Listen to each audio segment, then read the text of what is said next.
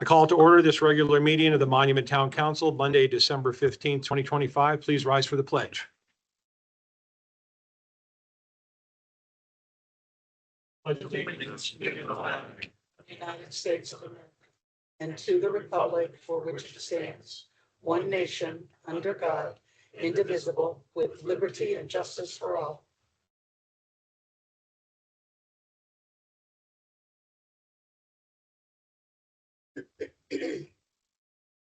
Okay, I haven't said this in a minute. Ms. Hogan, will you please take roll? Absolutely. Mayor LeKind, Here. Mayor Pro Tem King, Here. Councilmember Abbott, Here.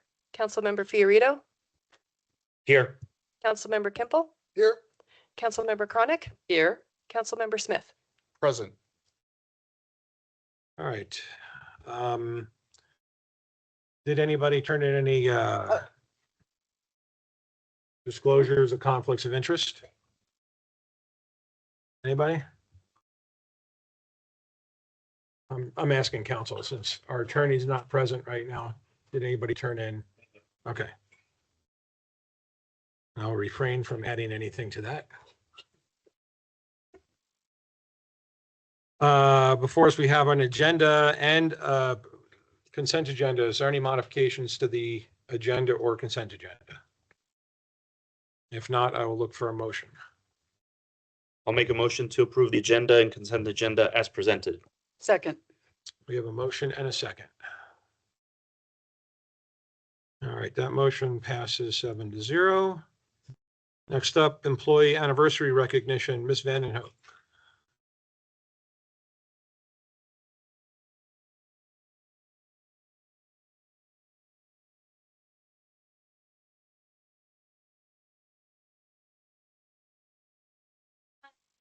Some significant milestone anniversaries that I would like to take a few minutes to recognize tonight.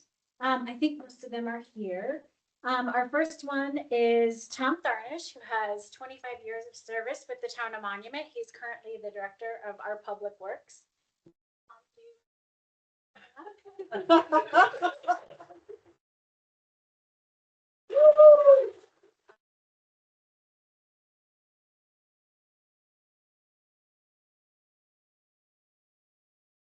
Start my speech now. We just want to say thank you for your many years of service, and we appreciate all of the work that you do with our community. Our second one, you can stay up here, right? Is Robbie Enoch, who also has 25 years of service with the town of Monument.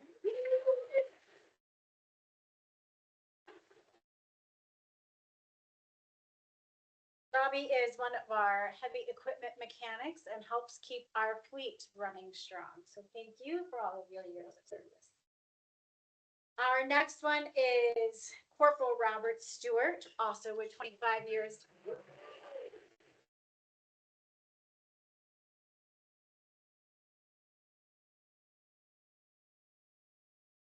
Stewart has been with our police department for 25 years. So thank you for all of your years of service.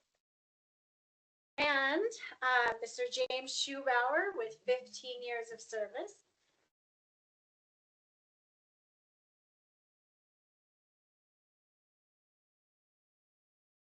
James is currently one of our parks supervisors and has worked in our public works department for the past 15 years.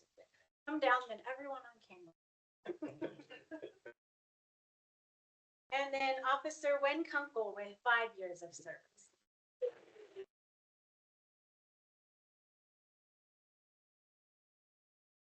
Thank you for your service to our community.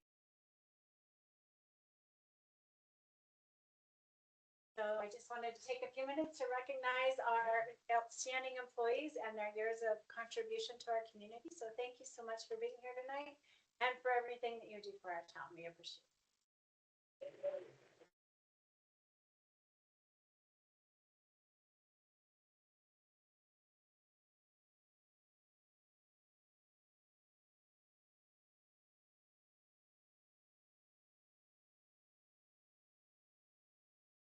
Those are always fun. I like to, gives us a chance to get to know not just who they are, seeing them again, but to see how long that they've been providing their support and engagement and involvement in the community. So it's really great to see that.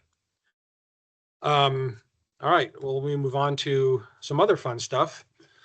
We have an ordinance, 2025, an ordinance to establish a use tax rebate on construction materials for accessory dwelling units for low and moderate income households.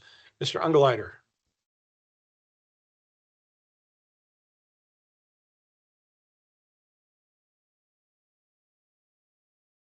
Good evening.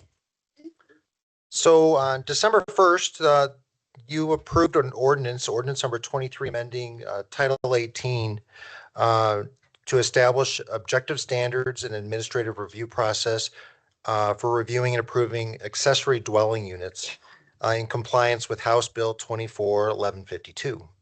Part of that discussion and also required by that same statute, the town is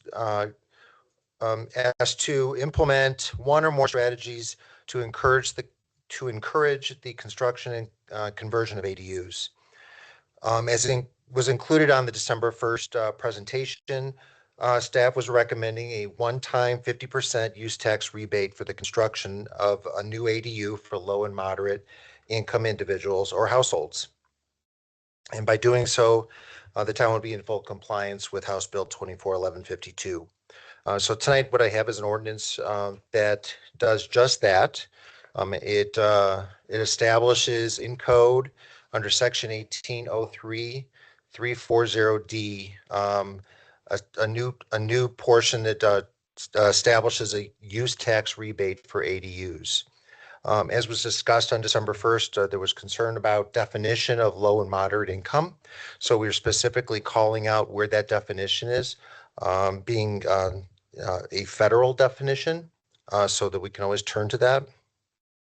It also establishes that properties that are used for short-term rentals, defined as any dwelling available to be rented for 30 days or fewer, are not eligible for this use tax rebate. Lastly, we made sure to modify the definition for accessory dwelling units so that it matched the state definition, so there isn't any confusion between local and state regulations. And in doing so, it brings us into compliance with House Bill, and it also sets us up for success in providing this regulation and attracting ADUs where appropriate. Any questions? Any questions from council? I have a couple. So in the ordinance for the ADUs, we specifically eliminated short-term rentals, but we have a paragraph in here for short-term rentals. Should we take that out?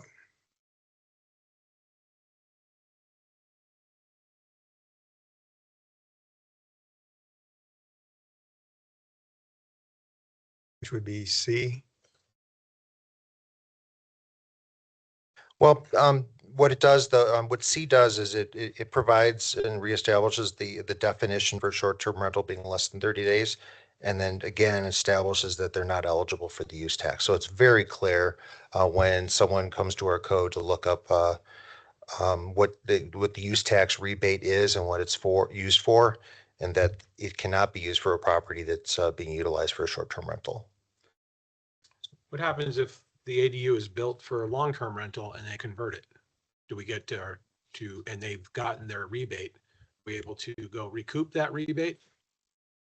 I guess it depends on the circumstance, but I probably wouldn't bet on that. I think that at some point it would be hard to reach back and cause that rebate to occur. The party that probably received that rebate's gone, so it would be difficult to address that. But it does establish right up front that first builder or converter or well, that'd be the way to describe builder or conversion is eligible for the rebate if it's for a low or moderate income. Well, but again, we're not allowing ADUs to be short-term rentals. So even if they did that, I mean, they'd still be violating the code. And then the use tax is basically a sales tax in advance. So at some point, we had talked about this, I think, to get it current with our current sales tax rate. Is that something that's on our books? That would be something it's not on our books, but that's something that I'm not familiar with. Probably be something on Right. Alan's I know books. it's something that we've talked about, but I don't believe, I would have to refer to finance and clarify how we would go about doing that. But I don't think that that the rates are similar. The use tax is 2% and the sales tax is 3%. Right, that's what I mean, but use tax is basically just an upfront sales tax, so. Correct. Yeah, it's something we've talked about changing, but I don't know that we know the vehicle on how to change it right now. Okay, so maybe we made a note of that. And then with the use tax, so this is everything within Monument. So this would include everything in Tri-View Metro District as well, correct? That's correct. Okay. All right, that's all the questions I had. Any other questions from council? All right, this is a public hearing item. We'll open the public hearing. And if there's anybody in town hall that would like to speak for or against this ordinance, please come up to the podium there and sign in. Okay, not seeing anybody. Will, anybody online? No hands raised, Mayor. All right, then we will close the public hearing item, bring it back to the council for any further conversation or motion. I'll make a motion to approve ordinance number 20-2025. An ordinance establishing a use tax rebate on construction materials for accessory dwelling units for low and moderate income households. Second, We have a motion and a second.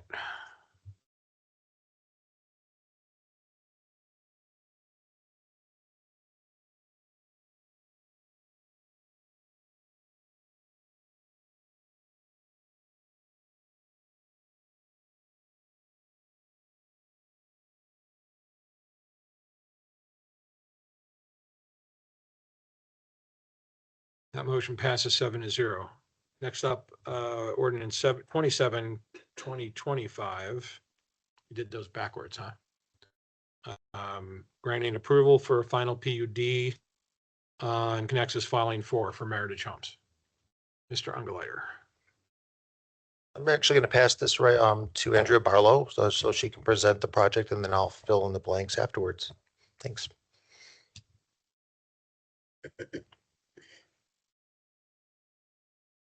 Good evening, Mayor Pro Tem, Town Council. Andrea Barlow with NES representing Meritage Homes. First of all, we have Chelsea Green here with Meritage who wants to talk a little bit about the company and what they do. And then I'll talk more directly to the final PUD plan.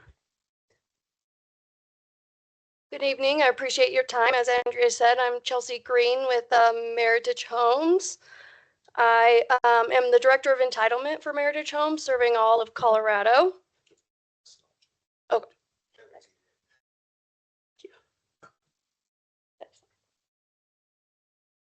All right, so who is Meritage Homes? We were founded in 1985. Our headquarters is in Scottsdale, Arizona.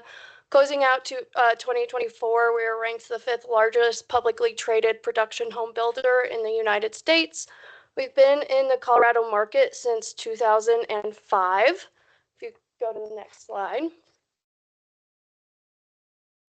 Meritage Homes as a Colorado division has 21 active communities across the Front Range.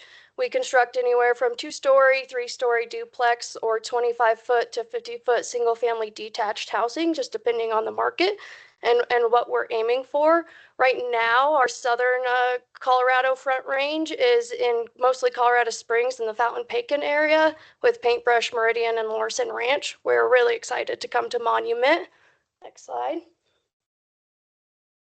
So what we're specifically excited for in coming to Monument is working with this master developer of Connexus. We will be the only single family residential lot there in the Connexus master plan. Our target is entry level to move down buyers. What that means is we're trying to price in the low 4s to mid 5s. Our average price range right now, with all our land development costs factored in, is $494,000. That's right about where some of townhomes and duplexes here in Monument have been sold over the last year. So we're really excited to bring a single family detached product where residents will still get their private rear yard, etc., in that same pricing band here for Monument. The product footprints are 1,500 to 1,900 square feet. We'll have low water usage. You'll see Andrea shows a street rendering scape for that xeriscape front yard, allowing residents to put some sod in their rear yard, but we've worked with TriView to have a 0.2 acre foot water dedication per each lot. Meritage Homes is one of the only publicly traded home builders that does spray foam insulation. And why that is important to us is it helps with our energy efficiency ratings, but it also helps keep the sound in or out and helps with air quality. So it is a big selling point for us across Colorado is that spray foam insulation standards that we carry across all our products. We're obviously also dark sky compliant with our exterior lighting as well, so we won't be too intrusive to that open space next to us, which is the regional trail. You can go to the next slide. So just some community outreach that we've done. I can't believe it's already been a year, but a year flies by. We did meet with Brandy and some of the representatives of the Save Monument group this last December. We also held a neighborhood meeting at the Chamber of Commerce where 15 people attended, and we talked about our housing choice, right? We're on the lower end of the density here. Andrea will get into further of those details, but we're at 6.89 from a 6 to 10 density. And again, that's because we're really wanting to provide this smaller single family detached instead of a detached product here for Connexus. We also talked about the type of fencing, parking, trail access to that regional trail, and how the new alignment of Old Denver Road will function, specifically the new intersections and diversion of traffic away from the existing neighborhoods. So with that, I will be around for questions, of course, but I'm going to pass it off to Andrea to get into the details of the application under consideration tonight. Thank you. Thank you, Chelsea. Next slide. So we wanted to provide this slide, which kind of highlights how we got here, where we started, how we got here. So we started with a while ago processing a sketch plan, which was done back in 2020. That was to change the zoning of the property, which was originally zoned PID, planned industrial development, to more of a mix of uses. So we had a sketch plan, a very broad brush sketch plan, which was proposed at that time, along with the rezoning to what was PD at that time. It is now PUD. And that went through pretty smoothly at Planning Commission with a 4-1 vote and then a 7-0 vote at the Board of Trustees, as it was then. Following on from that, we pursued a preliminary PUD plan. That was in early 2022. It went through the vote at Planning Commission and City Council with unanimous approvals. There was a lot of public engagement during that preliminary plan process. I know some of you were involved in that. And as a result of that, we made various changes to the plans throughout that process. And the plan that was ultimately approved received pretty much unanimous approval, not only from the respective bodies, but also from the community. And that really further clarified not only the range of uses, the locations on the site, and also design standard. It was that plan that actually introduced the realignment of Old Denver Road, which I think you've probably all become familiar with. The Connexus Metropolitan District was approved at the same time. So that was for the public improvement funding. And then we came in with a master subdivision plat. That was really to identify all the major lots within Connexus that coincided with the areas of different land use. So that was approved back in June 2022, again with a unanimous vote. Then something that we weren't personally involved in, but in May in 2024, the Lost Island project came through. So that involved a replatting of the previous Lot 4 and a final PUD for Lost Island, which is, I think you're all familiar, is a kind of entertainment use, which was instead of the originally planned industrial for that portion of that parcel. And then earlier this year, we came forward with a sketch plan for Meritage, which just went through the Planning Commission because that's what the code says is required. So the reason we needed to do a new sketch plan for Meritage is because we are proposing to replat that Lot 2 into multiple lots for the single family detached, and that triggers a sketch plan. And that went through in February earlier this year, and was approved again unanimously by Planning Commission. And then we have the current plans, which is for a final plat for filing 4, which so this is going to be renamed. It's currently Lot 2 of filing 2, the plat, the kind of master plat that was approved back in 2022. So we're replatting that and are now going to call it filing 4. So that's going to be platting this parcel into 158 single family lots, as well as numerous tracts for open space. And then the final PUD plan, which we're also considering tonight, which again is for the 158 lots. That went through Planning Commission last month and was approved unanimously. They did suggest a condition of approval, which I'm going to talk a little bit about as I get through the presentation. I really don't get into much detail on the plat. We don't have a separate presentation on that. Really, the bulk of it is with the final PUD plan. If the final PUD plan gets approved, the plat tends to be just a little bit of a formality to actually subdivide the parcel into the required number of lots and tracts. So here is the approved Connexus Phase 2 and 3 preliminary PUD plan that was approved back in 2022. As I noted, there were various parcels which were identified for different land uses. The area I was talking about in purple is what was Lot 4, and that was the area that was subdivided for the Lost Island, so that's taking up the northern portion of that. I will say, for anybody looking at this plan is oriented with the left-hand side of the plan being the north and the right-hand side being the south. It's a long, skinny site, so it's really difficult to turn the other way. You lose a lot of resolution with that.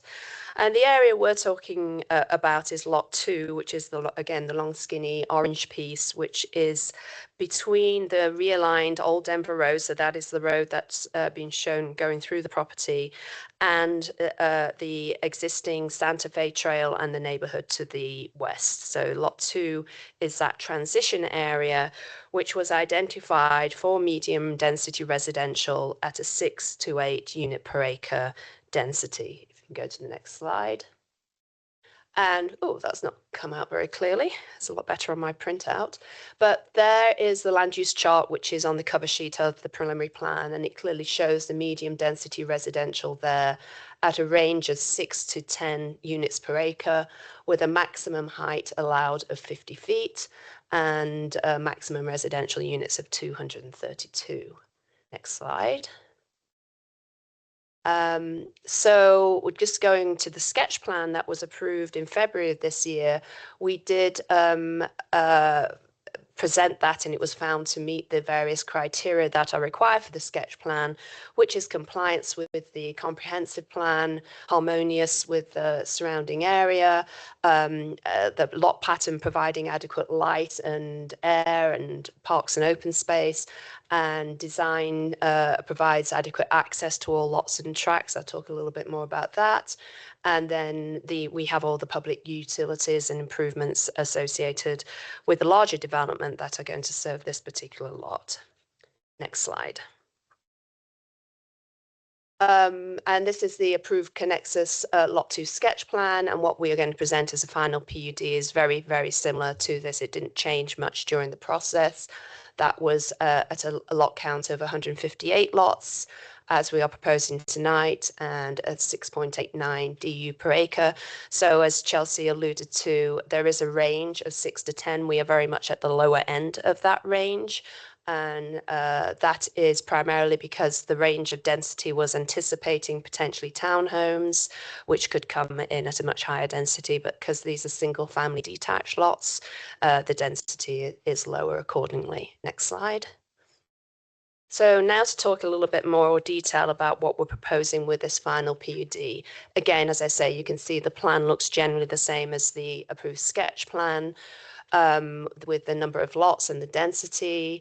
The average lot size is just over 3,000 square feet. The minimum lot width is 30 feet to get that product on that Chelsea was talking about. And the maximum lot coverage we're proposing is 45%, and the smallest lots fall just underneath that. We're proposing a building height of 32 feet, and so that's significantly less than the allowed 50 feet, and it's pretty standard for a single family home. Each unit will have a 2-car garage and a full parkable driveway for 2 cars. And in addition to that, we are providing 45 guest parking spaces, which are kind of distributed through the development. I've got some plans here which break down the project into smaller chunks coming up, which you'll be able to see some of that a bit more clearly. So next slide. So this is just a comparison between the standards that were approved in the preliminary PUD plan and what we're proposing with this final PUD. So the use that was allowed for this parcel in the preliminary plan was medium density residential, which included single family detached, single family attached, attached townhomes and patio homes. And as I noted, we're doing single family detached residential, which is the least dense option of those product types.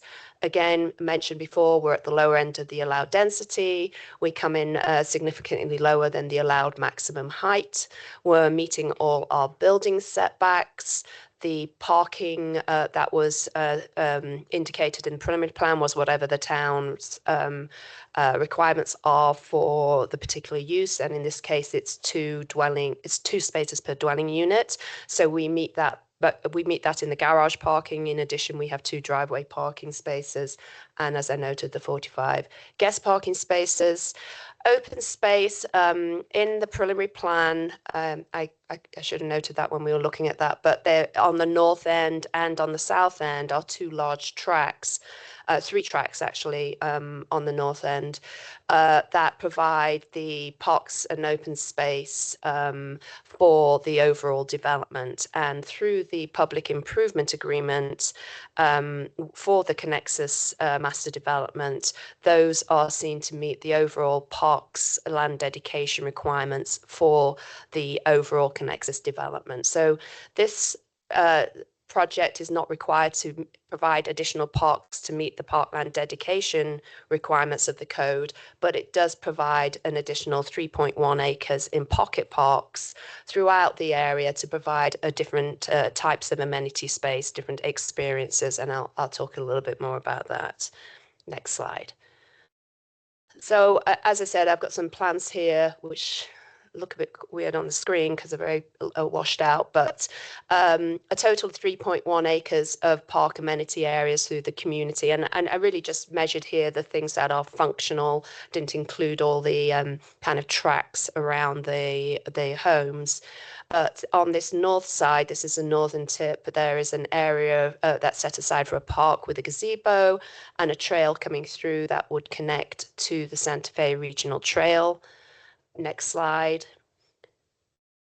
In this, we also have a central, so sorry, can you go back to the previous slide? Because I did say I'd point out the parking area so that you can see the little grey boxes of parking around that hammerhead there to provide some parking at the northern portion, for the northern portion of the development. Next slide. In the central area, we have some more passive recreational areas, and the reason for that is actually an easement running through the site for the overhead lines. We are also providing some parking there in that location, trying to utilize as best we can that area, which is you can't put any buildings in there, any structures, so we're using it for parking in a small park area. And again, connection to Santa Fe Trail. And then on the south end, we have more of a play area, some more parking, and an additional connection to the Santa Fe Trail. Next slide. And we had some questions at Planning Commission when we went through the sketch plan about the adequacy of the parking, the driveways for parking. So I just want to point out here that there is a 20-foot building setback from the front of the building to the edge of the property line, which is standard for a driveway length in any code is pretty much a standard driveway length. But we do have an additional 3.5 clearance between the edge of the property line and the edge of the back of the sidewalk. So that will make really a 23.5 driveway. Some of that will be in the right of way, but the HOA or Metro District here will be responsible for maintaining that portion up to the sidewalk. So the landscaping of the lot, so it will appear for all intents and purposes to be part of the lot. So as you can see, that adequately accommodates parking. Next slide. So this is an example of elevations. There are 15 options of elevations, 3 different types and 5 different building types. So we'll have some variety in elevation throughout the development, different design, different colors, different materials. So to avoid that kind of monotonous feel that you can get with some developments, there will be a variety here. Next slide. This is just an example of the streetscape rendering. It shows that kind of area at the front, which will be xeriscaped. There is not much opportunity when the driveways are fronting the road to park because of the narrowness of the lots. But the road, that main spine road through the development, does provide additional parking. It is allowed on both sides of the street. It will be limited to the areas where the homes are sideways onto the road. I'll explain that a little bit better when we get back to a site plan. But where the driveways, there's not really much opportunity, but where they're sideways on, and there's a few instances, there's ability to provide parking on the street as well. Next slide. I think this one shows it. It's not very clear, unfortunately. I'll address that when we come to another slide. This was a density comparison. So we looked at how the densities through the adjacent neighborhood vary, and they range from about 4.8 down to 2.8, and there is some variety within that. This area was always seen to be a transitional use to the more intense uses on the east side of the realigned Old Denver Road. So the proposed Lost Island and future commercial, industrial, and multifamily uses that are allowed on that side. This will provide a nice transition in density and to the neighborhood, in addition to having that Santa Fe Regional Trail corridor there. Next slide. Just moving on to the final PUD criteria, we required to be consistent with our preliminary plan. We believe we are entirely consistent with that. In fact, like I say, on the lower end of density, lower height, so meeting all those standards. There will be 3 points of access to the project off of the new realigned Old Denver Road and internal residential street, which will provide individual lot access. And there will be, like I say, private residential driveways for parking. Functional parks, as in addition to the larger park areas that are provided with the overall Connexus development, there are a number of smaller areas of amenity for the residents specifically. And in addition to that, the 3 connections to the Santa Fe Trail for broader recreational use. A variety of development and housing type, a mix of land uses. That really was the premise of the overall Connexus development, to have a mix of land uses. So while this particular PUD is for one product type, it is part of a master planned area which has a variety of different uses. And privacy for individuals. Each of the units has a standard 5-foot side yard setback, which is standard in most residential zoning, and 15-foot rear yard areas for private open space. That was what Chelsea was alluding to, that it's something that people, even though it's a small area, they would rather have that private area in a lot of cases than a townhome scenario where it's usually shared common space. And we also have the buffers to Old Denver Road and Santa Fe Trail as required by the preliminary plan. Next slide.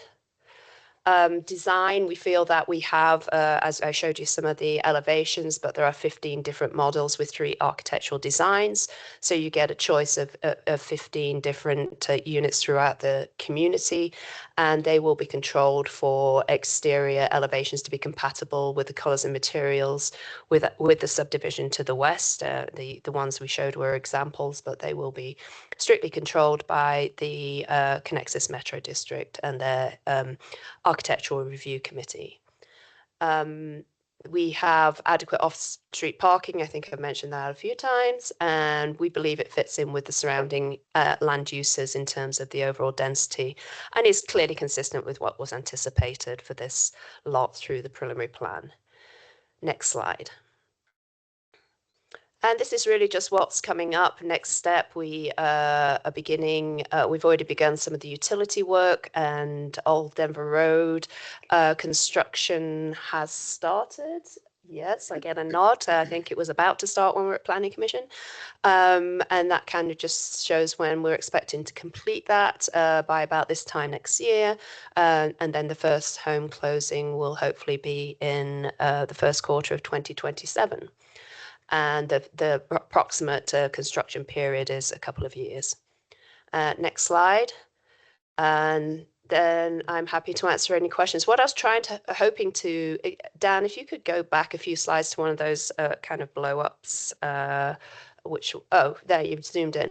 So you can see that there's a row, the eastern portion of the interior road, it has a driveways fronting, so you really couldn't park there. But on the other side, where they're sideways on to the road there, you can park on the road there. And similarly, at the other end of the development, it's flipped to the other side of the road, so you have on-street parking opportunities there as well. And I think with that, happy to answer any questions. Back to the question slide, please. We have extra slides in case other things come up. Okay. Who would like to pepper Andrea with questions? Hopefully it's not too much peppering. I've actually one for staff. Given that where we are in this, and I don't know for sure at what point things are going to change, but I would like us to come up with a plan for getting out to the public the naming of Crossfield. Okay. Yeah. So I don't know when things become final and I have to put my signature on vellum and all the rest of that, but before it becomes too late, I want to make sure that staff has engaged the public on Crossfield Drive so that they've got time, right? Understood. Crossfield's already recorded, so it's already a name of a street. So there's really no time constraint. If we're going to rename the road, then we just have to go through that process. So I'll work with Madeline, and we'll figure something out for the later winter, spring, and to work on that. Okay. So we're still safe. We can still rename. We can change things, make honorary names. We could do, but right now it is recorded. So that's just something we could change later. Okay. Start sending cows out there. Any other questions? Go ahead. I'm kind of gerbil version. You can pepper. It's a question either for Dan or for Andrea. Is like, unless I'm reading something wrong on the map right there, it says that the Old Denver Road major collector 70-foot right of way. Correct.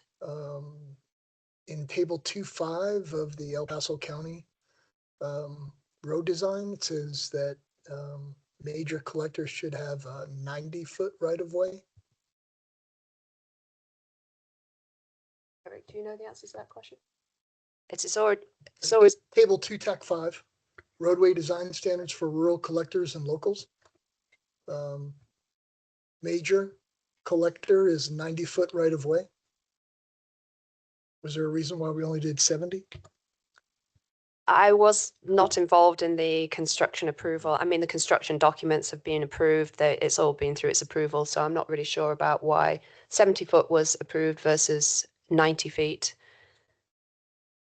Or whether even that's a typo on the plan and it should be 90 feet. It is 70. It's correct. It's 70 Yeah, feet, no, yes.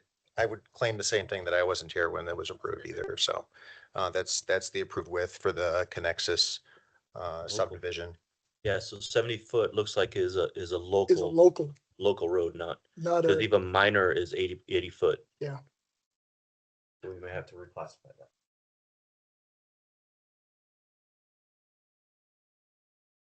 I'm sorry, I don't have the plat in front of me. My name is Eric Checkle with Shuck Chapman. We're the developer of the property. So the road section, it's a 3-lane section, Mhm. 1 lane each direction, and then the center left turn lane.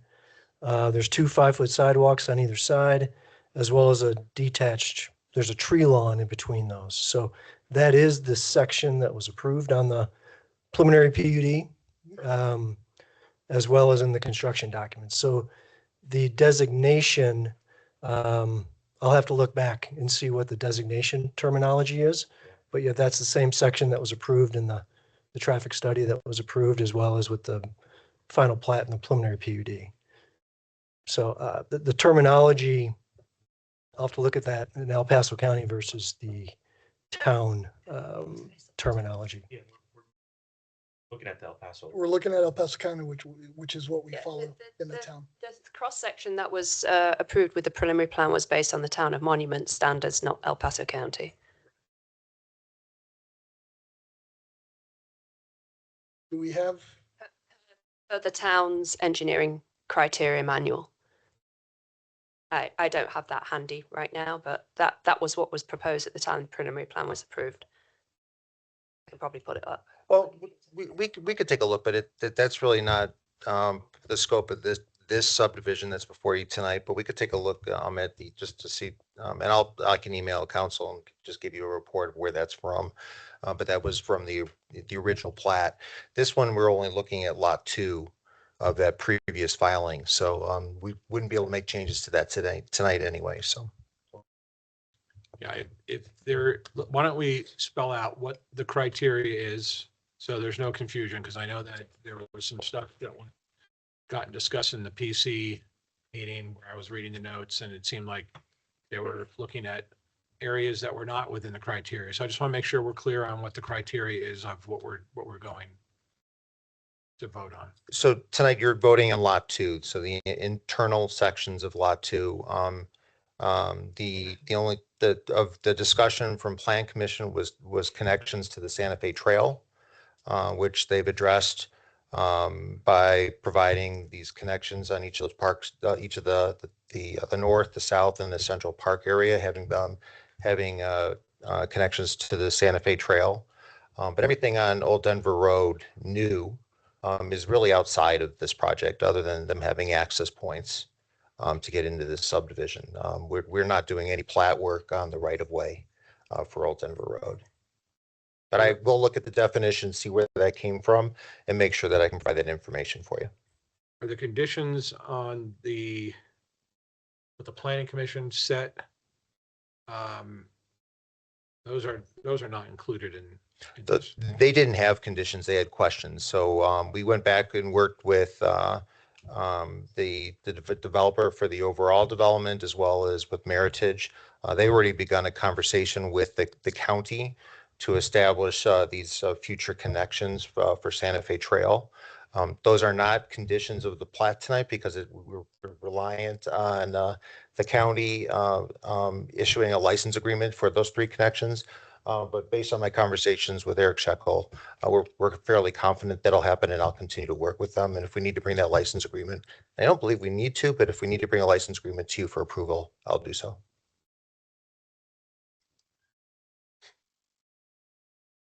Okay, any other questions? Please, go Go ahead. there. Oh, you're okay. I'm sorry to interrupt. It's Eric Checkle again with Shuck Chapman. So again, pulling up the preliminary PUD, there is a cross section on that document that was approved several years ago, and we touched on that in one of the early slides.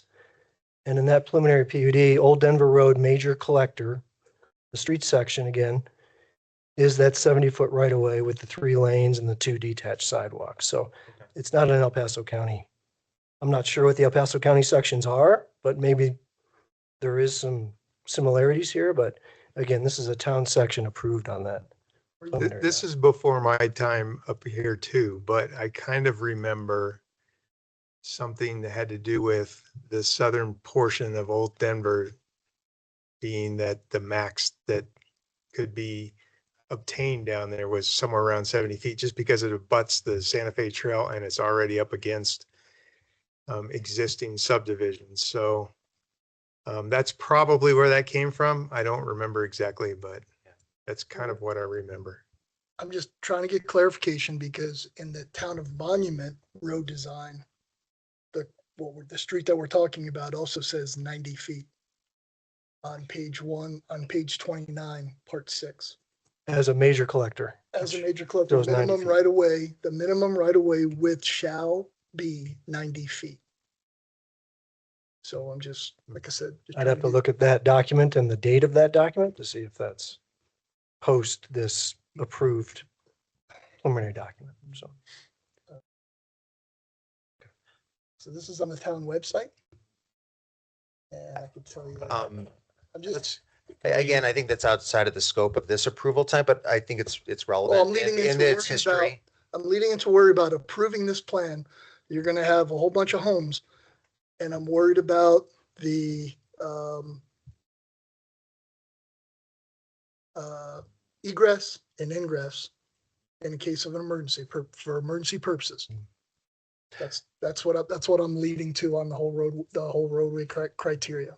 That we don't, because we're adding a whole bunch of homes that have to funnel either up to 105 or funnel down to Baptist Road to get out.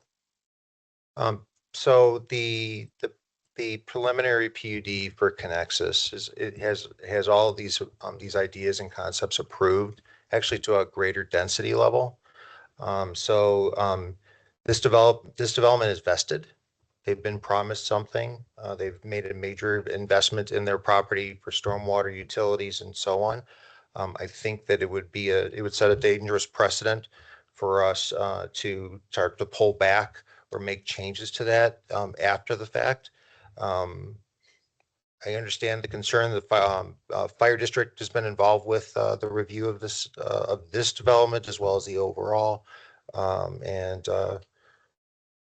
I think that at some point we have to go forward in this case, but we will certainly take a look at that. And we are looking at our road standards right now with our town engineer to bring a new set of standards to you as new developments like this were to come up.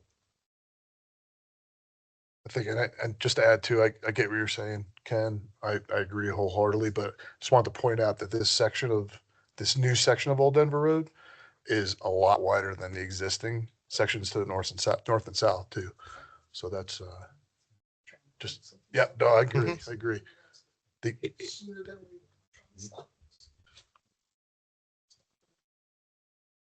That's what I'm reading. A different question off topic. And this isn't really pertinent to the final plat here, but the entrance to Lost Island is going to go through this neighborhood. Is that correct? No? No, so they're on the other side of New Old Denver Road. Yeah, because like on the one I have up. Yeah, it's kind of, in the middle of the development, it shows a road going to the west. Slide 12. Yeah. And it just maybe that's the dirt access that's showing up on the satellite image right now. That's why I had the question. Oh, sure. Just want to make sure it's not. No, it's not lined up. No, Okay. there's no entrance into Lost Island through this development. That would be bad. Different mixed use development. You can't No. play miniature golf right from the back of your yard? I could walk there. I mean, I know plenty of Right, kids so- who like, Any other questions related to the final plat before we open this up? Yeah, Can I the just PD. make a clarification on the Oh, sorry. street section? Having looked at what the town's plan says and what the preliminary plan, There is a difference in the right-of-way width of 70 feet to 90 feet. The town's cross-section for a major collector includes bike lanes. So that includes 5-foot bike lanes on either side. And I believe what happened at the time that this cross-section was approved, it doesn't include bike lanes because of the Santa Fe Trail. So the Santa Fe Trail was seen as providing that bike facility. And so the approved cross-section of the major collector for Connexus does not include bike lanes on the road. All other aspects of the cross-section are met by this plan because both of the cross-section has a varied tree lawn that they don't specify a width of that. But the 5-foot detached sidewalk, the 12-foot travel lanes, the 12-foot center turn lanes are all the same as the approved cross-section. So I just wanted to clarify that. That's why there is a difference. Thank you. Say about the street name, last time we agreed and there were emails that I still have that said that that name was not for certain. Why was it recorded? In my research afterwards, the recorded plat shows Crossfield Road. Again, that doesn't mean we can't change the name. We'll have to record a different document. I'd have to work with our town attorney to see if it's with a plat or if it's just another written form that gets recorded on top of that. But I certainly will take care of that. And as soon as I have the capacity, we'll start to have a public process for that discussion. Okay. All right, as long as you're standing up here. So this went through the fire department and they're okay with these alleys, these dead end alleys? I actually worked with them extensively because I challenged some of them myself to make sure that everyone was comfortable with them and that they could be safely serviced and accessed by the fire department, delivery and so on. And it was all agreed upon with the fire district and others that these did satisfy and didn't cause any concern for them. Okay. And on the other road section for the inside of this, because I'm not exactly sure this flow line to flow line, there's two different widths here. One's 32 feet and one's 34 feet. So 34 feet would be fire code. So I'm just wondering what the difference is between the two on the cross section. It says 14-foot travel lane or 15-foot travel lane, and then you double that up, and then underneath it says 32 feet flow line to flow line and 34 feet flow line to flow line. Which is it going to be?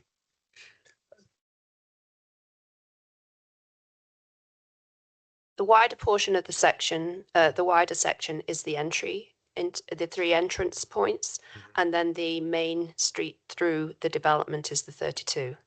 Okay, so that was okay with the fire department, 32? Yeah, standard width, the two lanes of road with parking on both sides is 32 feet. Okay. And to answer the question about the alleys, 150 feet is the length of a dead end, which is acceptable to the fire department. Okay. All right. And then I have a couple questions for Chelsea. So this is real similar to Willow Springs in that there's 35-foot wide lots and 16 to 1900 square foot houses. And those don't have basements. I'm assuming these do not have basements as well. Is that true? We've actually designed the sewer to meet basements or crawl spaces. We plan to have a mix of them. We're gonna plan some crawls and basements and see how the market and consumers respond. Okay. And develop the rest of them probably with a mix. It usually ends up being about 50-50 split. Because with this type, and I had issues with this at Willow Springs, although in all fairness, it seems to be working out okay. But when there's no basements, the garages become storage, and then you don't have a lot of street parking. So people park in the driveways and have parties, and nowhere has a place to park, and the whole thing. I'm assuming you've done this project before, so you kind of have an idea on how that works. And when I do the math on the outside, because you have 5-foot setbacks on 35-foot wide lots, so it's 25 feet left over. And how wide are these garages? 20 feet? About 20 feet and then 22 to 23 feet in depth. Okay, and so if you, and I'm sure you know about this, I'm just asking for my own. So if you flip these plans to where you have doors against doors on some, and you end up with a nice parking space out front, because otherwise you're somewhere around 14 feet of space, which is a small car, but do you mix up the elevations as far as orientation goes? Yeah, so the challenge with a 25-foot product on a 35-foot lot is actually also your water meter placements and your dry utilities.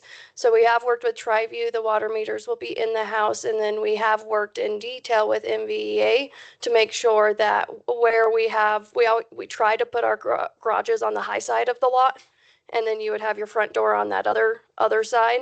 And so we have to keep our plan as shown here pretty standard because that's the only way we can fit dry utilities that run in the front. So to answer your question, that is why we ended up making what we call motor courts, those alleys that are less than 150 length, and turning some of those houses to the front of of our internal road is one to change up that streetscape and also provide on-street parking on the street. It's also why we push to have those 45 guest parking spaces, because you are right, in a scenario where there's a crawl space, sometimes garages turn into storage, which then means garages in the driveway and throughout the street. So we try to accommodate that by giving guest parking spaces as well and creating some of those alleys. So there are sections that break up and you'll have sides fronting that internal road, freeing up that parking and giving you a different view of that streetscape. Okay. That's what I expected you to say, so thank you for that. Yes, and then just to clarify, we have 5 different plans. I know the slide only shows 3. It's just renderings are expensive through your architect firms, and we try and keep our fees reasonable. But we do have 5 plans approved through the Pikes Peak Engineering Regional Building Department. All of those come in 3 different elevations, and then we have 12 different color schemes. So if you add that up, that's actually 180 varieties that are all compatible that could go on these 158 lots. So monotony kills our sales, and it's the one thing our sales team usually complains about. So we make sure we have a good variety of materials, colors, and elevations throughout those 158 lots that will be monitored by the design review committee through the Metro District. Okay. I think that's all that I have for you. The rest of my questions, I think were already answered. So that's all I have. Thank you. I do have just a quick question. Can you, I think you spoke to this. I just want to make sure. Can you talk to the, I call it noise abatement between the commercial Old Denver and the residential? You said that there was going to be fencing, 6-foot fencing? Correct. It'll be 5-foot privacy fence that goes on the rear of all of the lots and side. And then we also do spray foam insulation that helps with noise cancellation quite a bit. And we'll up our window rating on those houses, those rear windows that face that new Old Denver Road to cut down on that noise. And any intent to plant some trees on the east side of that fence line, closer to, so between Old Denver and the Correct. fence? Okay. There's a 25-foot landscape buffer that has lots of trees, stone columns that we're breaking up that privacy fence with as well, and then all the shrubs and bushes as well. So ample plant material along with our building product. We're pretty confident the noise will be manageable inside the houses. Thank you. You're welcome. Question regarding the fencing is, so it's going to be towards the side that's closest to the freeway, not by the trail. Is that true? It'll be on the trail area as well. On We'll the have trail. perimeter fencing around the entire community. It will be split rail fencing around all the tracked areas, but on a person's lot, it will have privacy fence on the rears and sides. Thank you. Those private backyards are the seller here, so we make sure we protect those.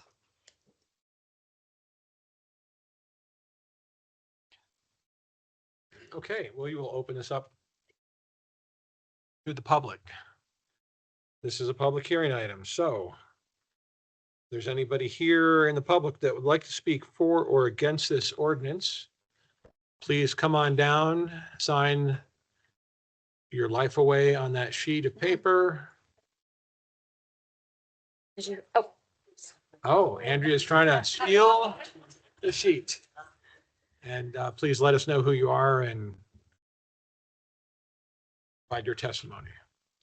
Council, Mayor Pro Tem. My name is Brandy Turner. I'm at 2065 Bobcat Valley Court.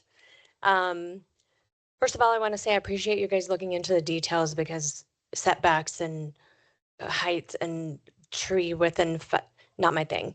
But what I really want to talk to you guys about is the opportunity that I've had to meet with Meritage and Chelsea and talk about their community and what they want the community to look like.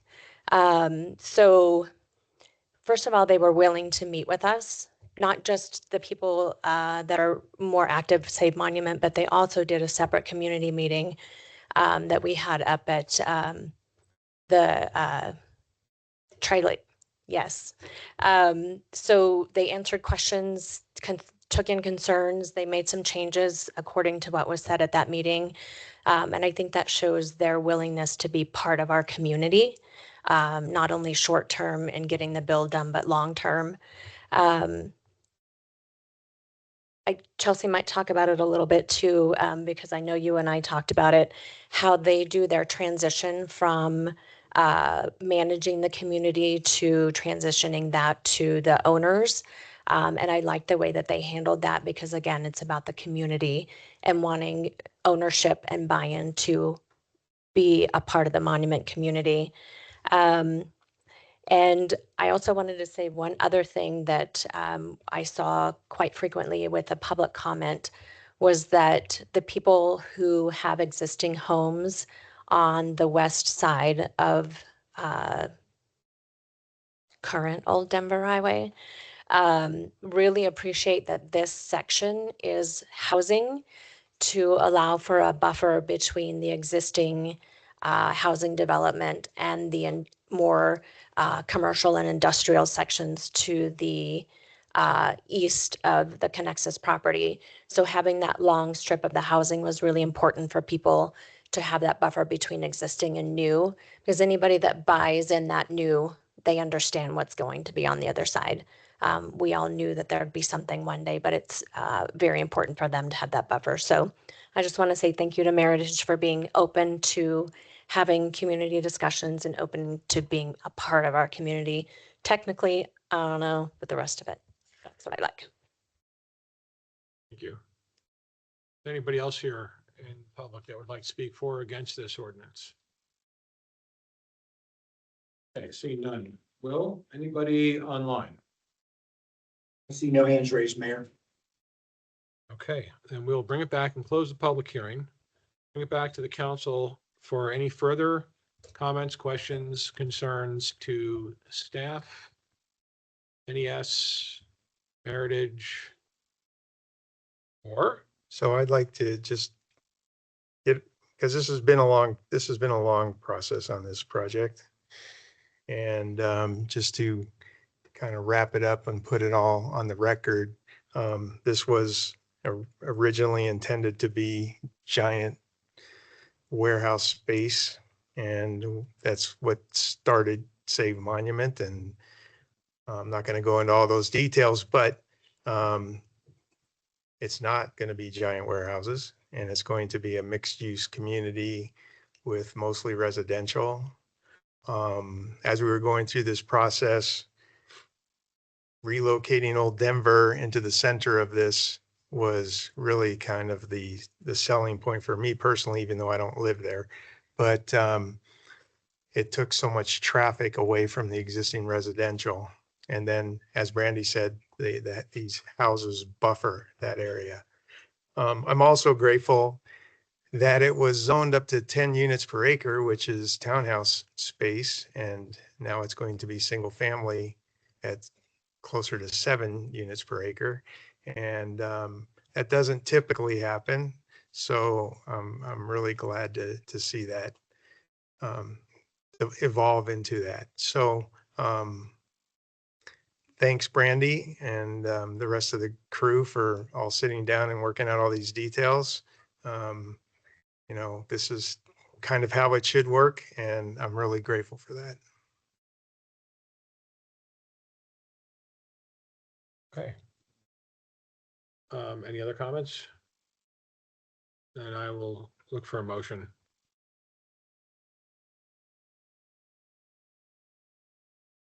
I will make a motion to approve Ordinance. ordinance number 27, TAC 2025, an ordinance granting approval of a final planned unit development for Connexus filing number 4 for Meritage Homes. Second. A motion and a second.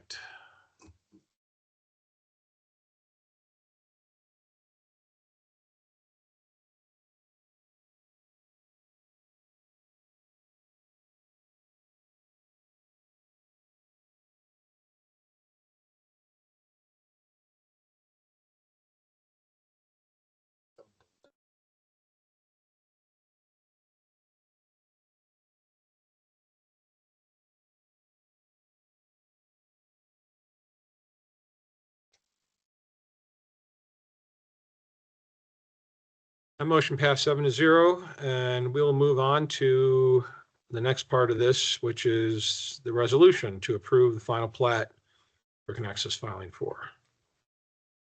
Mr. Ungerleider. Rather than repeating the entire presentation, I will note that the plat that's included in your packet has been reviewed by our town engineer, and that the plat meets the requirements of the state and our local ordinances. And that we ask that you approve Resolution 73, which is a resolution approving the final plat for Connexus filing number 4, as previously discussed. This is a public hearing as well. I had left it off off my description, but it was posted as a public hearing. So, but Okay, well, there's no presentation. There's no reason to repeat it all. So we will go and open the public hearing to see if there's anybody who would like to speak for or against this resolution. Seeing none, we will go online. Mr. Will? No hands, Mayor. And we'll bring it back and close the public hearing and bring it back to council if they would like to ask any more questions or comments or anything. Just to expound on what Mayor Pro Tem King said earlier, really grateful for all the work that was put into this. I'm bookended right now by 2 other council members who live directly across the street. So we do appreciate all the work that's been put in and the creation of a buffer, if you will, between our existing neighborhood and what's to be. So I think it's a pretty good project. And I know that this is not part of your project, but I really love the dinosaurs. that's when this project started. Yeah. I want to make sure that we don't leave out the willingness of Chuck Chapman Thank you. that came to the table right out of the gate. I am the only one who is sitting up here that was there for the pitchforks and torches at, not just here, but at the church. Well, some of us were there, but one of You- And I held a pitchfork and a torch. But I was up at the dais Yeah, you were. and getting all the players involved, especially the developer willing to listen to the community, is, we need to acknowledge that, because we have all sat up here and have had some not so great experiences with developers that want to listen. So Yep. thank you. Please bring that back to Mr. Chapman and Mr. Shuck. I Okay. will make a motion to approve resolution number 73-2025, a resolution approving a final plat for Connexus filing number 4, a replat of Connexus filing number 2, lot 2 for Meritage Homes. Second. We have a motion and a second.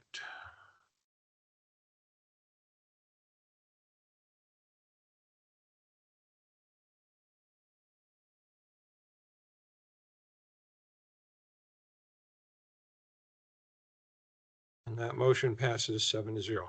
Thank you very much. Thank you. Thank you. Thank you.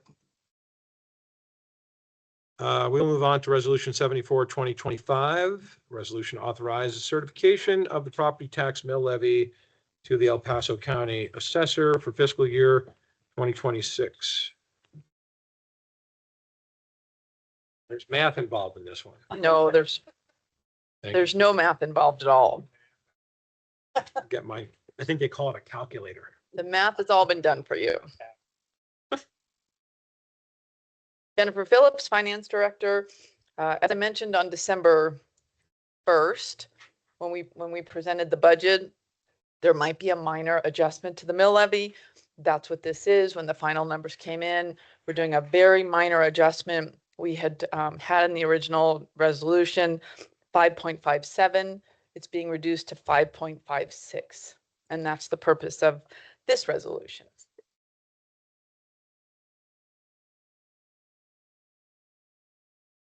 Easy peasy. Sorry. This pen is. No, this is not a public hearing. item. This is just, is there any questions on the modified numbers that Ms. Phillips brought back to us? Anybody? No, I apologize for not, for falling down on the job. Sorry. I apologize for missing it. It's the holidays. We'll give each other grace. A little grace. All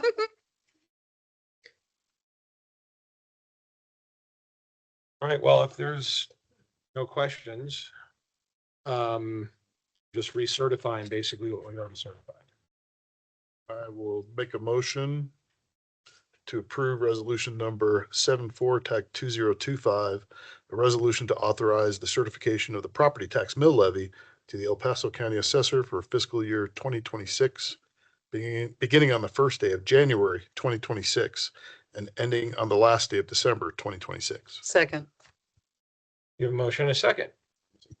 And he doesn't, then we double tax him. Oh. Put you over and vote for Marco. Abstain. Do we have to wait for him? Abstain. He's not here to hear it, so Oh. no. We will go up -1. Hopefully it's not a tie. Nope. Motion passed 6-0. All right.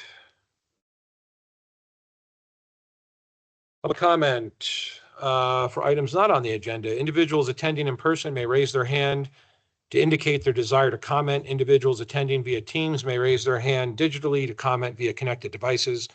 Please lower your hand when finished with your comments.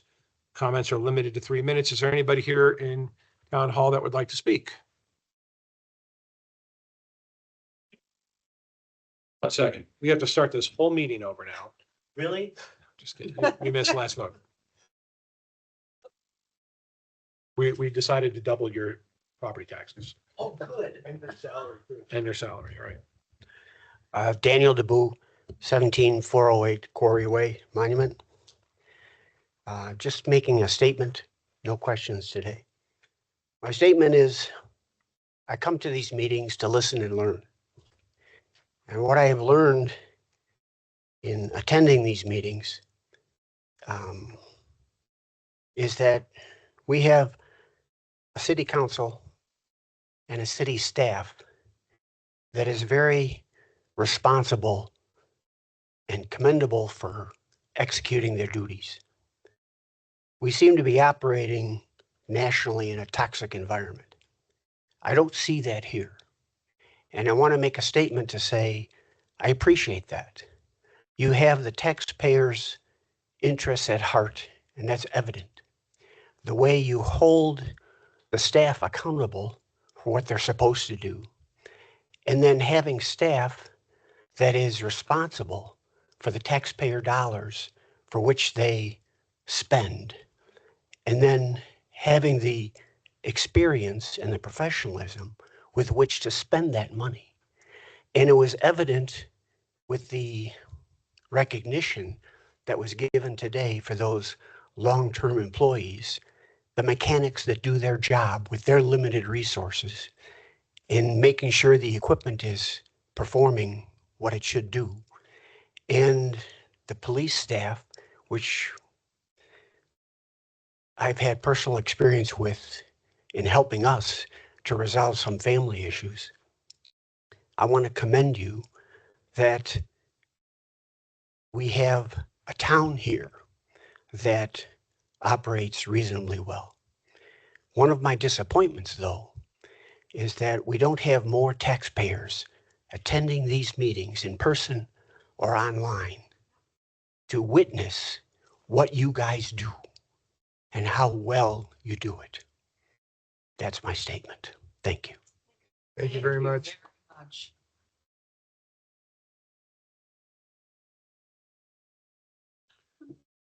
I normally don't have something to say to public comment like that, but you know, they have social media. That's where they get their information from. And most of the time they're wrong. Anybody else here at town hall that would like to speak during public comment? Anybody online will? There are no hands raised, Mayor. Okay. And we will close public comment and move along to future agenda item authorizations.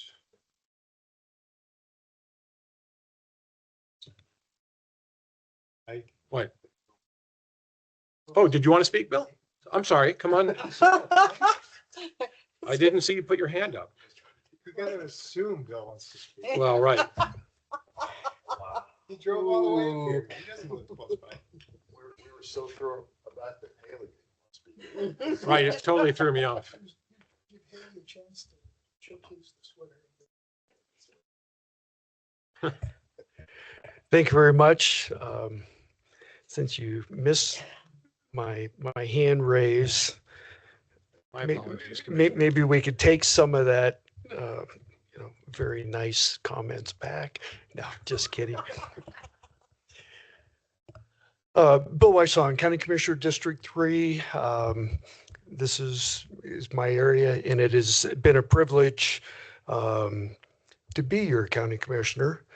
I was kind of given the once over by a few folks that, are we going to see you unlike your predecessor if you're elected? And I said, sure. What do you need? So I've been very pleased that I haven't really been called upon, but I wanted to make sure that you all know that I am here to support you in whatever manner. And likewise, I feel that the reciprocal is felt, that if I need something, that you guys will have my back. And it's been a very fun 11 months.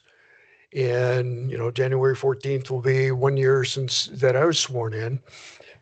It's exciting, it's fun, and I really enjoy it.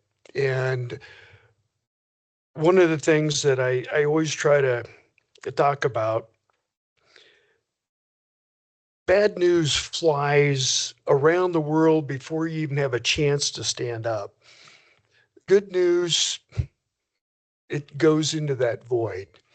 And so and I was just very happy that, oh, did you sign in? Okay, because I don't think he's branded. But the gentleman just complimented you about how things operate, and people aren't here, they're not witnessing.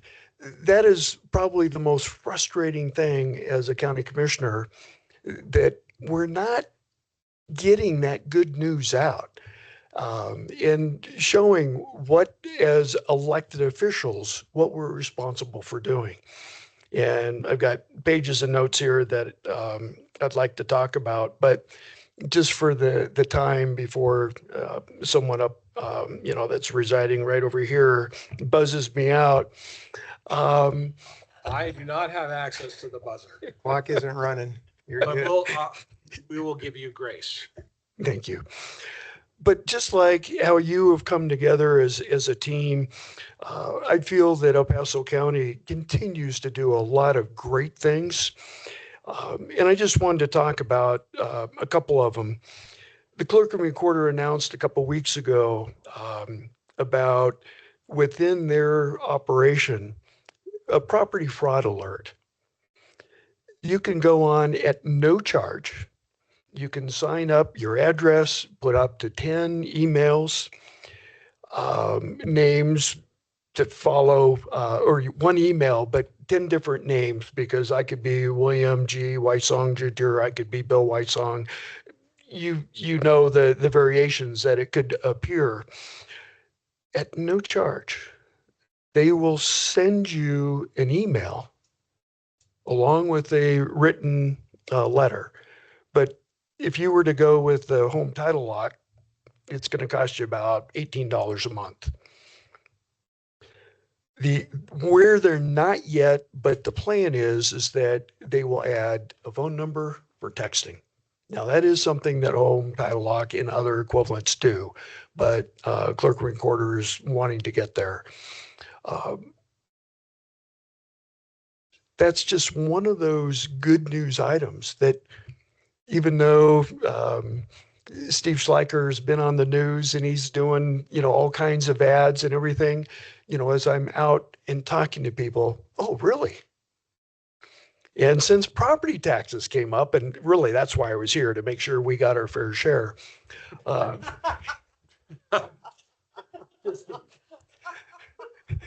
If I had to do the math, we would all be poor. Just for people to understand that the county, when we collect all that property tax revenue, you're going, the county should be rich. We only see about 10 cents out of every dollar. That runs like a $580 million county. So we also understand how to stretch that dollar and keep our taxes low. As the largest population-based county in the state, when you look at our mill levy, we are down there at about number 9 or 10 of the most populous counties. So we care, we listen, and we've got a very unique county that if you look at, Falcon West, pretty high density comparatively to Meridian Road and East, very, very rural. The same property tax applies. So it's so important for us that someone may be, cash poor, but they could be property rich, but that doesn't pay the property tax. So it's one of those things that we have to be very, very careful about what we are going to do and how we spend, your money, our money. And as elected officials, we need to be held accountable. And I think we're seeing a great job presented to us today. And I'm just going to leave you with a fun little note. Got to present to the NIPCO back in November, and a lot of comments. But one of them was, we want to be notified in the county if there's something going on in the planning department. Well, we talked with our county administrator and someone real well, Megan Harrington. What can we do? So in the first half of next year, hopefully first quarter, but no guarantees there, you could look at the planning department map and you could click on a identifier that some kind of activity is going on. And then you can click on it and it will tell you what's going on and then give you, hopefully, a link to the EDARP. Will give you all the information. So instead of, there's got to be a little bit of proactiveness on people that wanted to be emailed, but how do you define all that? So we came up with a really good idea, and that's the kinds of things that we're trying to do as a county, is to be more and more proactive and just provide additional services at no charge, but to make your lives easier. So I could go a lot more, but I'll leave it at that. You're not getting that And much grace. most importantly, beep, just wanted to come up. Merry Christmas, Happy Holidays, Happy Hanukkah. It's been a pleasure. So thank you very much. Well, I want to say while you're still standing there before you exit stage right. You know, and likewise, I'm thankful that you find the time to come up and see us from time to time, and that you're always open for communication. And I text you, and you text me right back. And it's nice having that relationship with the commissioner that's here. And I especially admire your work on the evacuation stuff in the WUI district that we're all in, and that you do listen to the people and you listen to the community. And as you know, I was a big supporter of yours when you were running, and you have not disappointed. So thank you for all that. Well, good. Well, thank you. If I'm not doing what you're looking for, please feel free. Not bashful. I didn't think you were, but I appreciate it. And as the comment was made on the evacuation on this last public discussion, we've got a meeting with the Office of Emergency Management tomorrow afternoon. Hopefully, we'll get a little bit better idea what the next steps are. But you've got some folks to the west here that heavily into the mitigation, and they are concerned about a bridge washout, and it's never been replaced, and now you got dead ends. So hopefully we'll continue to learn, run modeling, understand what those concerns are. So appreciate it. Thanks, Bill. Thank you. Thank you, Bill, and happy holidays to you and your Yes. family. All right, now we will get to future agenda items. Good evening, Council. I have a few items for you this evening. The first one I have with me, I can pass this list out, the list of council member committee agenda assignments.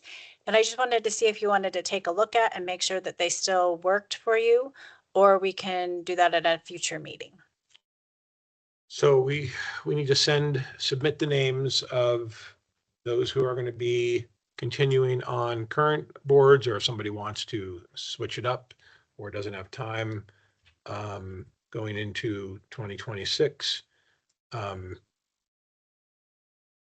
Is there anybody who would like to be on it? I mean, we have to see the full list. Would you like me to Yeah, pass it might as well out? pass them out. Because staff has to send an official on letterhead to those that run those various things.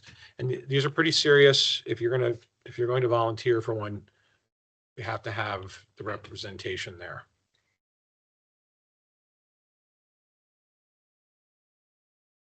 Oh, and we can talk about this in our one-on-one meetings as well, but I Yeah. just wanted you to have the list and make sure we didn't need to make any updates. Yeah, so guess chew on these, and when you have your one-on-ones with Madeline, let her know. Okay, any other things? Yep, a few more. The Loop Water Authority would like to have another special meeting where we invite member agency board members to participate. So in the past, Council Member Chronic and Council Member Romanello attended those meetings. The next meeting they are anticipating will be February 18th in the afternoon. So I just need to see who would like to volunteer to attend that meeting. I could probably do it too. Is that going to create a problem February 18th is good. with Afternoon. Marco being the Loop Water Authority?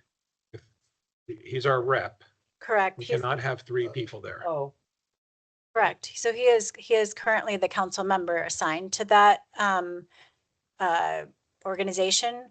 So if you are able to attend, then I think it's appropriate, if you're able to stay on that committee, But otherwise, we do want to make sure we have two people there in person is what I believe that's how they'll have that meeting. February 18th.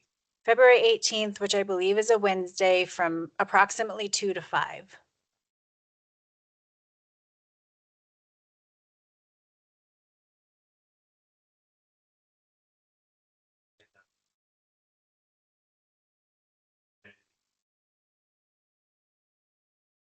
I'm not sure if they've determined a location yet, but I will keep everyone posted.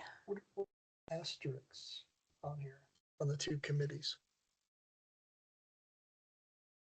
I don't know what the asterisks mean. Do you know, Laura? Short-term committee. These are designated a short-term committee, so something that's not a long-term, something you would do for your entire term.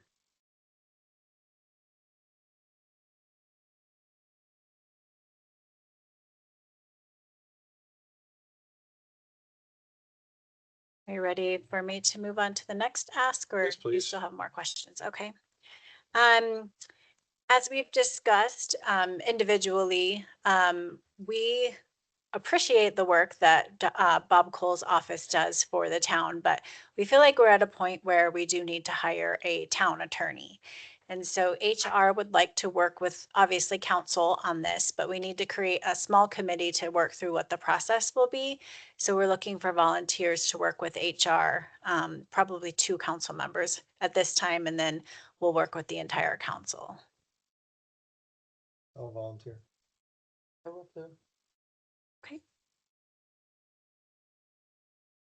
And those were the only items that I had for you tonight.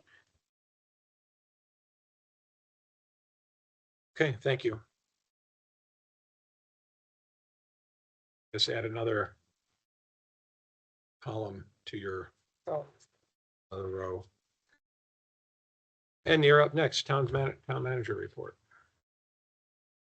So a few items I just wanted to highlight for the November town manager's report. I'm also happy to answer any questions that council might have, but I did want to point out and appreciate our park staff for saving the town money and installing our Christmas lights. The town looks beautiful.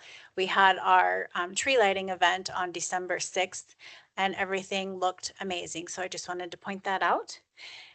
Some of our water operators, Danny, Lee, Seth, were past the next level of their water licenses. And Danny also received another license. So I appreciate that they invested in making sure that they received those licenses. Our police department in October raised money for breast cancer awareness of about $2,500. And then they're also working on planning for Santa on Patrol as well. So appreciate their community engagement with these efforts. And our planning department issued zombie permits, and we raised a little over $1,000 that will go towards the Harda Monument Park. So our planning department, Muriel and Portia, were instrumental in helping the community purchase these permits and have a little fun while raising money for our park. I wanted to compliment our finance team. As you know, we work on budget for many, many, many months, and they successfully completed that project, and it was passed. So I appreciate all of their hard work in making sure that that is not only done well and we're good stewards of taxpayers' dollars, but it's presented well and good information for the community. And they just did a really nice job with that this year. Our facilities team is working with Verigy on our energy performance contract. They've been installing our solar panels this week, but really appreciate the work that Robert has been doing with that contractor. It's taken quite a bit of his time, but I really appreciate his efforts there. And our Monument Lake restrooms were opened, and I appreciate Cassie's work on that. Took a long time to apply for that grant. I think she applied for it 5 different times before they said yes.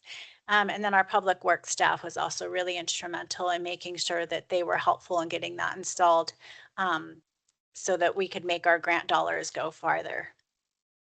And then I did want to recognize that we had some new businesses come in November. We welcomed Planet Fitness, the Chicken Salad Chick, Cookie Jar and Sweets, all new businesses to the town. So appreciate them choosing us. And that's all I have, unless you have any questions for me. I don't have a question, I have a comment. This is a great piece of PR for the public. You know, if people take the time to look at it, because it outlines so much that this town does that people don't see or know or recognize. This is a fabulous piece. I'm all in. Thank you. Thank you for that, Madeline. Next up, council comments.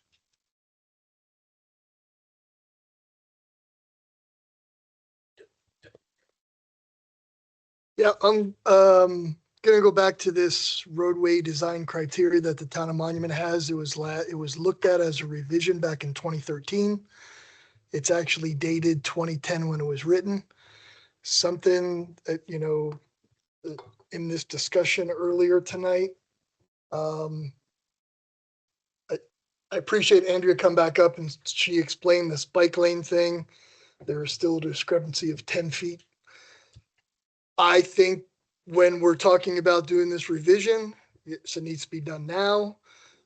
It's come up before in the past, and it's come up before about bike lanes specifically all over the town of Monument. That's something that people want. That's not really on the west side of Monument that we have. And especially, I think it's even more important to have those with the e-bikes that are out and about, as we had this conversation in the past about the usage of those. So something that I would urge when we're looking at future development plans, especially with this new road going in, that we get that adjustment made and we look hard at holding the developers to help out pay for the proper width to include bike lanes, because with more homes, more development, you're going to have more families, more kids that need access to travel to and from. And if you're trying to attract people to go downtown and spend time downtown, I know a large volume of people, they would like to ride their bikes even from the east side across the roadways to get to downtown, especially during nice weather, to spend time down there. So that's what I have. Okay. Any other comments? So I would just like to reiterate, recognizing that our commissioner from the county, Bill Wysong, not only is he festively dressed tonight for the holiday, he braved the temperatures and the weird snowstorm that came through for the holiday Christmas tree lighting festival. He was there for that. Something that I didn't see another county commissioner the previous 4 years that I've attended. So hats off for the town staff for getting that done and putting it up. It was really spectacular, and really appreciate that you showed up and participated with the rest of the community. It was packed, according to staff, saying it was pretty busy that night. We had sponsors. There was hot chocolate and apple cider going around, and Santa Claus showed up and took requests for gifts, the lists. So that was great, right? I did have an idea on raising funds with the zombie. I'll talk about it with the police department first to make sure we can figure it out. I'm not going to bring it up right now, but it does involve using Limbach Park for a fake battleground with the zombies.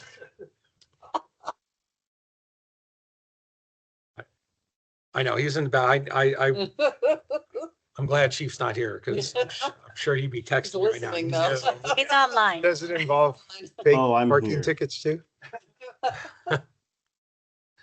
And that's all I have. Okay, so before we go into executive session, I want to wish staff a Merry Christmas, Happy New Year. If anybody is celebrating Hanukkah, Happy Hanukkah to them. And what? And and Festivus, if there's anybody who celebrates Festivus.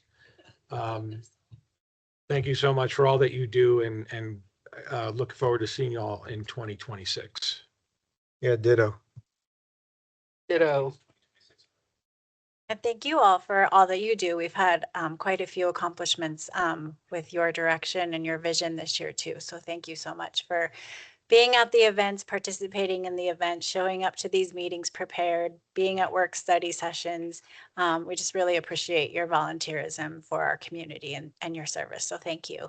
And happy Hanukkah and Merry Christmas and happy holidays and happy Festivus and Happy New Year.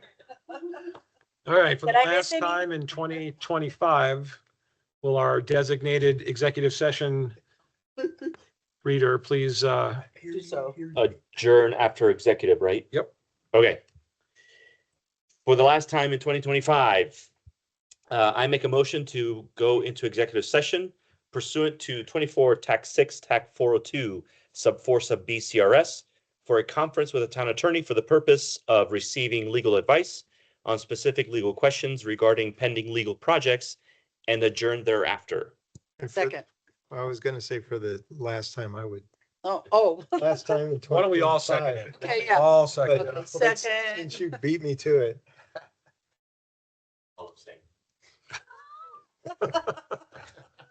Do it. Don't do it. Don't do it. Don't do it.